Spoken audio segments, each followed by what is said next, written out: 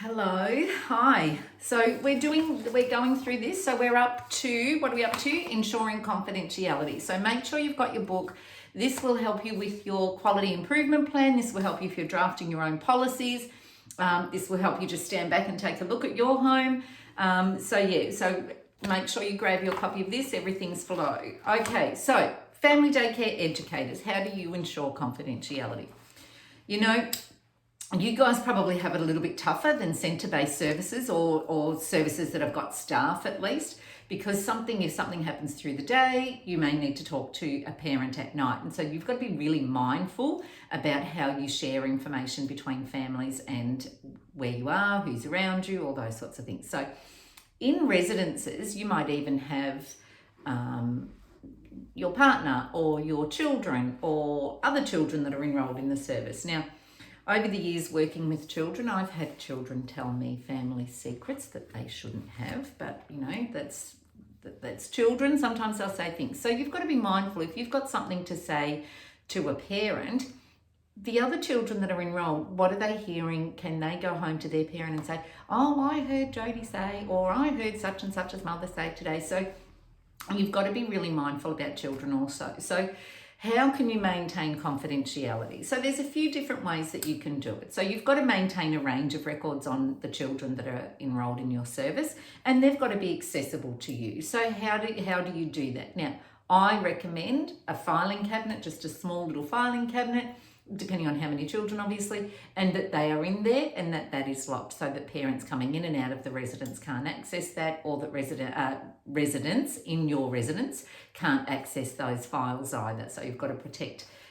those from people living in your home or anybody who doesn't need to see them. Now, the other thing is too, I recommend filing. So if a parent brings you in a new form and says, oh, I've updated my work details, can you please update this?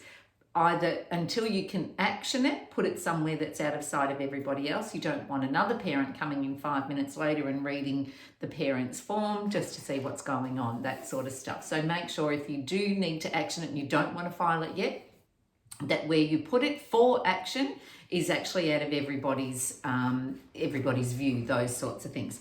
And then you've got to realise too, what do you need to tell people? So you need to let everybody know that's coming in your service about a child that's anaphylactic potentially. Also, there is information that you need to tell everybody.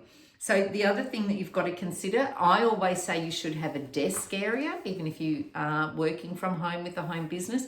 A desk area does a couple of things really. Number one, it helps keep your paperwork organised and it keeps it in a secure spot, so it's not left on a bench or an armchair or things like that. It's on your desk.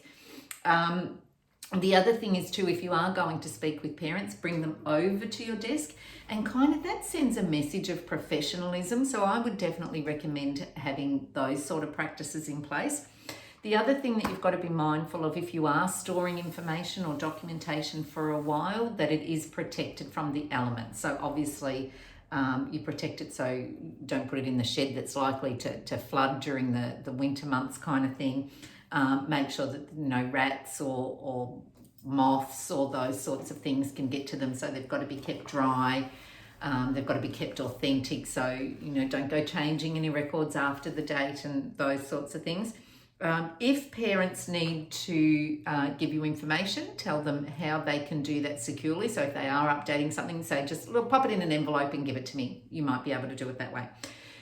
If you do have students coming into your program that are using any of the children enrolled in your service as like a child study or something like that, make sure that they remove all identifiers before, if they're going to take children's work as a sample or anything like that that's got to do with an individual child. Make sure they remove all identifiers, birth dates, surnames, addresses, obviously phone numbers, those sorts of things. So anything that can identify a person needs to be protected. Now, as an education and care service, I have a rule of thumb. I always say, imagine that the families in your care are part of the witness protection program. How are you going to make sure that nobody knows that they're there? So I had an example. I was walking out, and it was at the school here recently. I was walking out. Now, most parents will sign some kind of acknowledgement about the use of photos, and the descriptor about the use of photos is generally around, do you mind if we use your child's photos for internal marketing or internal newsletter development or things like that. So check what the parents are really, check what the authority is really asking for. Is it asking for children's photos to be displayed? Is it asking for artwork to be displayed? Is it what exactly is that authorization you're asking for parents? Can I take photos? Can I use photos? Where are photos going to be used? Me personally, as a parent, I wouldn't want an educator of mine posting my child's photos on say like Facebook or other social media platforms. So you've got to be really explicit in your guidance and what you're signing for. So the school that I walked past recently was the school that my child went to, and I remember signing that photo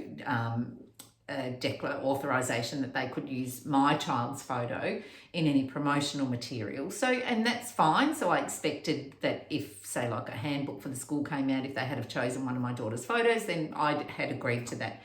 So you've got to be very mindful about what's in that authorization so that families know exactly what they're signing up for. So if the authorization about the use of photos or videos or artwork or whatever that is, make sure it's explicit. So if it says something like, we will use your photos internally in the service only, then that's very different to we will use your photos in marketing or, external marketing, whatever that is. So just make sure they know.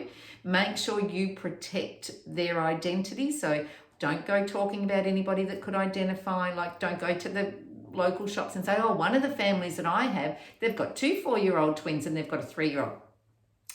If you know them, you're going to put it together. So just be really careful about that. Make sure you've got a space where you can put all your documentation and record keeping and all that. Make sure that that is out of eyesight. So if it is like an inbox, maybe have a book or something on top, or keep documentation face down until you get to action it.